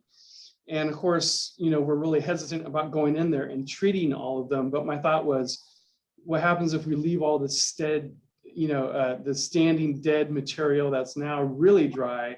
Are we just going to have a more severe fire in the future? What is it? Should we do here? Should we leave it? You know, what are the methods that we could apply to make it maybe more resilient to wildfire in the future? So there's a lot of different contexts there, and I sure would enjoy going out on a field trip with you all and discussing all these issues. Love where this is going. I mean, because this is exactly why we have these discussions in the forest working group, right? So I think we need to come to terms as a group, and I think we need to bring in California Fish and Wildlife, who's helping to protect all of these habitats because of all of these nuances. And I have mixed feelings about it. I kind of like that people don't mess with riparian habitat and consider it sensitive habitat. So if we start to break down those boundaries and, inform the public, we better have some clear outcomes that we're pushing towards here. Because the last thing we want to do is have mixed messages going out to the public. Oh, hey, engage with your sensitive habitat, without really pointing out, how they could do so most effectively. This is the reason, for field trips, so that we can get our own selves out in the place with our esteemed colleagues from Fish and Wildlife and stuff like that, and say, how do you want this to look at the end of the day? And we need to put the overlay of safety on it and the overlay of fire on it. And it would be very interesting to hear a CAL FIRE representative talk with a Fish and Wildlife person at a riparian zone, where one is saying stop the fire next to the road and the other one's saying don't mess with Mother Nature. So that's just a shout out to field trips and special folks on them. Thank you for all the bobbing heads. I appreciate that. Yeah, and one of the forest working rules, group, how would that conversation ever take place, right? yeah, somebody needs to put together brown bags, and I think that this is a good organization to do that. I'll just say the role of a professional forester among many roles, but sort of codified into law, is essentially our job is to make that decision. So you take input from all sorts of competing values and resources. You'll have the wildlife person saying, you need to do this because XYZ species need this. You'll have the fire person saying, you need to do this because XYZ fire purpose. You've got sediment, you've got air quality concerns, you've got how do you actually manage all this kind of stuff. And your job is really to take in holistically all of these values and to try to put forward a proposal that finds a middle ground that meets all of these things. And so not that everybody in here is going to become a registered professional forester tomorrow, but I do think that is the sort of thought process that really everybody should be taking. So when I hear things like, oh, we should call in Fish and Wildlife and just listen to whatever Fish and Wildlife says. Me, the RPF, I push back on that. But I also push back on the idea that we should just listen to whatever CAL FIRE says, right? Like, you're supposed to have an underlying base knowledge of all of the different complexities that are being affected by forest management. And you're on a site-specific basis supposed to make recommendations that best meet the goals and objectives that have been put before you. So for things like defensible space, to me, I hate it because I feel like that decision's been taken out of my professional license in the first place, right? Like, someone else permitted a house here. And so now I have someone's family, someone's livelihood is there. And that to me is like, that's taking priority. It's been taken out of my hands as a professional. And so I think that there are things that you can do with that 30-foot, 100-foot zone in terms of like, how do we manage for all this kind of stuff? But realistically, I just get mad that these houses are permitted like right next to creeks. And I wasn't there to have that conversation 30 years ago when it was done. I wasn't there to be mad at the right time. And so, it's hard. But I think we have to always kind of keep in context. Yes, I want to support ecological value at all times, but I always get really nervous when I hear people saying that they're gonna like really skimp on defensible space in comparison to ecological values. And that's just to like put that out there in the world. And there's all kinds of values and problems and things that conflict and are issues. And I'd love to continue to talk about how at least I think about how do we manage for alternative values, such as foothill yellow-legged frog breeding habitats that need to be warm, slow-moving water, while we also need to have fast, cold-moving water for salmonids. How do we do that? There are ways. So it sounds like we need a site visit with a forester, CAL FIRE, and Fish and Wildlife, and let that conversation happen out in the field somewhere. we should go on a PHI. Fred, what do you think? I think that this is a lot of the questions that we keep running into, and there's an overlay on top of it of CAL FIRE funding and other agency funding. So when I go, Calabasas Creek is a good example. We're going up Calabasas Creek, and the creek is right next to the road, and bad decision. The road shouldn't be there, but necessary decision. It's a stagecoach road, and there's no other place for it.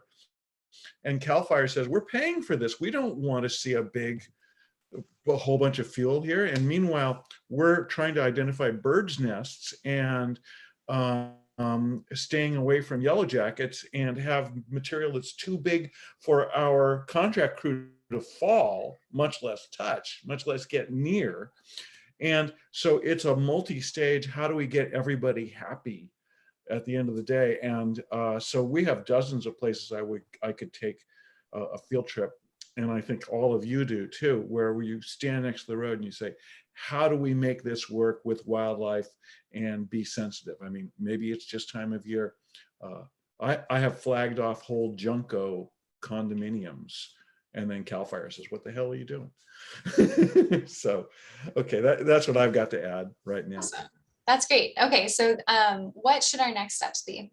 I like the idea of a field trip. I like having multiple presenters. How should we go about this? Pick a date and a place, or a place. Yeah, that's what I was going to say as well.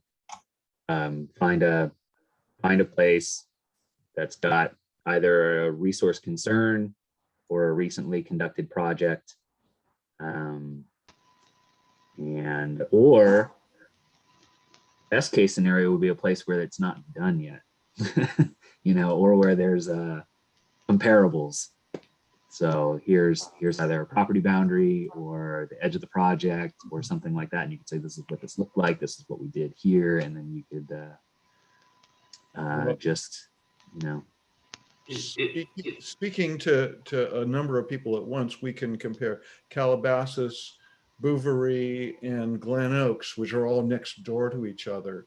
And various people in this room have authorities over various pieces of those projects. And they've all developed a little bit differently, and they've all run up with different problems. But happy to spend some time in the Sonoma Valley, which again has different funding sources as well, and look at that now that we've got another what, $800,000 or so. It might be interesting to see which Fish and Wildlife rep would be willing to attend this sort of field trip and what their comfort levels would be with addressing the group as opposed to the general public. And I wonder, you know, based off where Jason Wells was talking about the implications of defensible space. Here we have now a protocol in place, and yeah, people are following it. And you're having a lot of clear cutting going down through the whole Mayakama range, wiping out habitat on a massive scale due to our defensible space protocols. So once we start establishing riparian protocols, we better be ready to see some of the aftermath of this. Unless we really direct it the way we want to see it done. I Get know Julie Robin. Coons. Oh, I was gonna say Robin Swan. Who are you saying, Jason? I was gonna say Julie or Robin. Oh, great. But Okay. Julie is currently doing what Robin was doing before. And she's just great. Okay. Well, they should definitely be involved in from the beginning in this conversation, so we can, yeah, kind of bounce ideas and. We could also get someone from the water board. So we could get, like, I'm honestly just thinking, like, let's put a PHI together. We could get Jim Burke. Jim Burke, thank you. God, that's who I wanted. That's who I was thinking. Yes, let's get Jim and invite him. And then maybe someone from CAL FIRE, or maybe Jill could just be that person. Or we could actually get Nate would be Sonoma. Nate Glazer would be the CAL FIRE battalion chief for Sonoma Valley. oh, I was totally thinking instead getting their foresters. Oh yeah, Tim Holiday. Tim would be good. Yeah.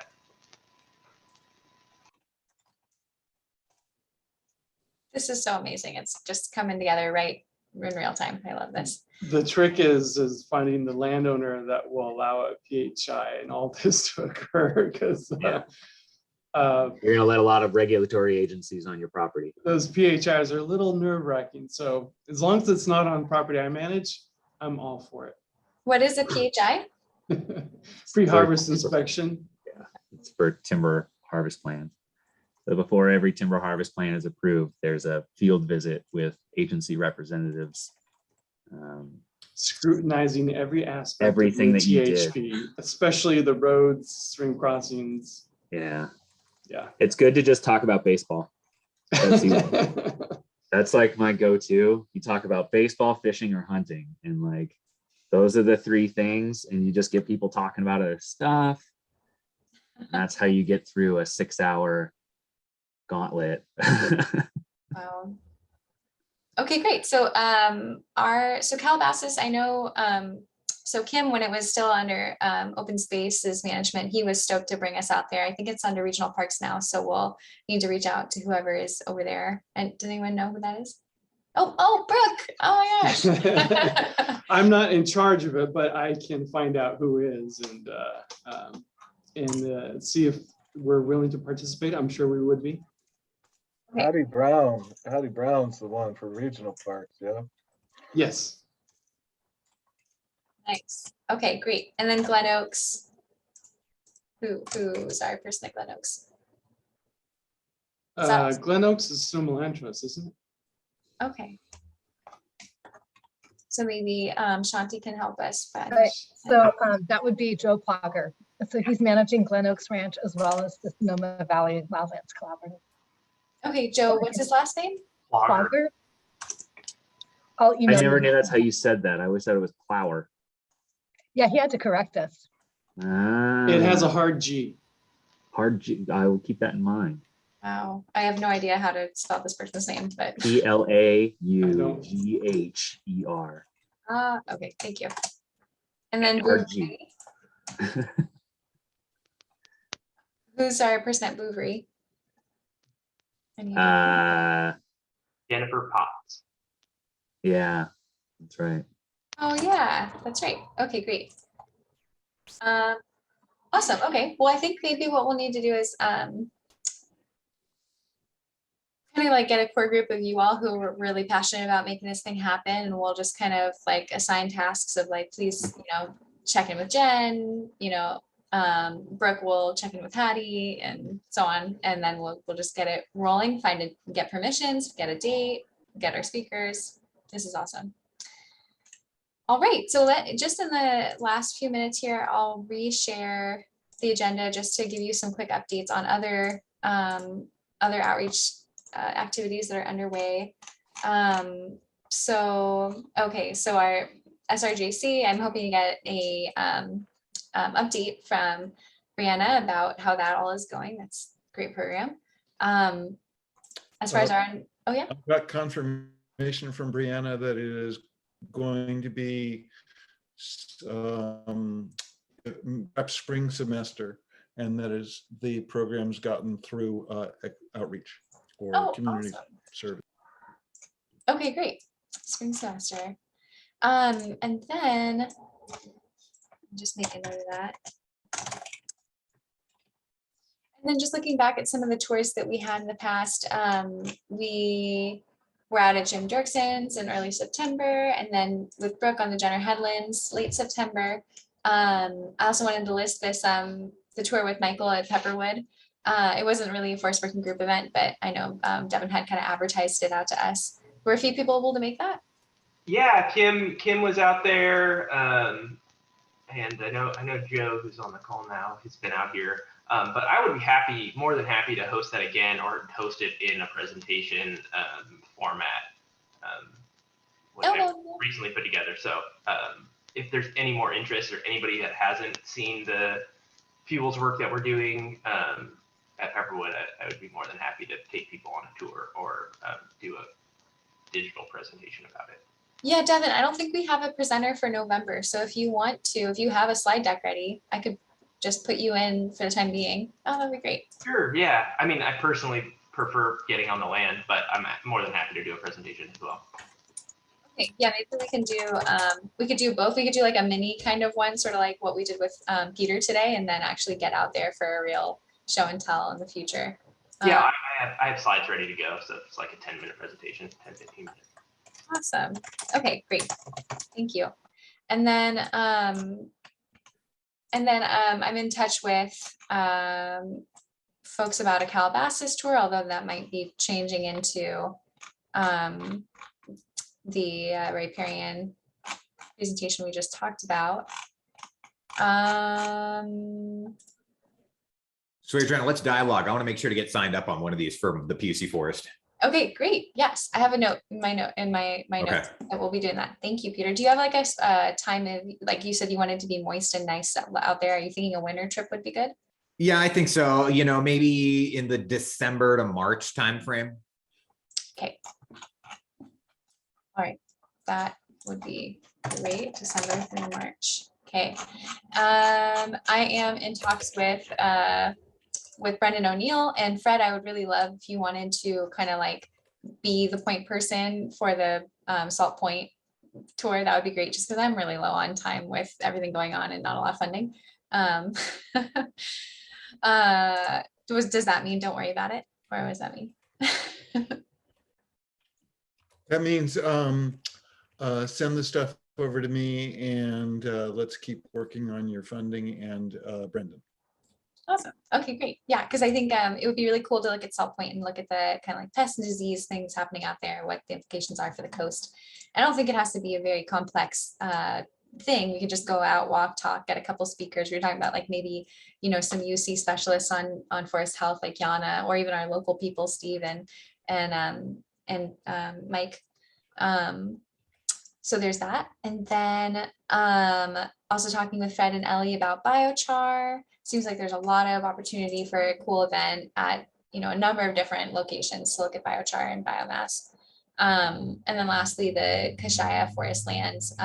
Not, you know, so Matt Green, we just brought this up in conversation as like, wouldn't that be cool kind of a thing, hypothetically, but I haven't reached out to Matt Green or made me have a way on that yet. But if anyone's like passionate about that, let me know and I'll let you take that and run with it.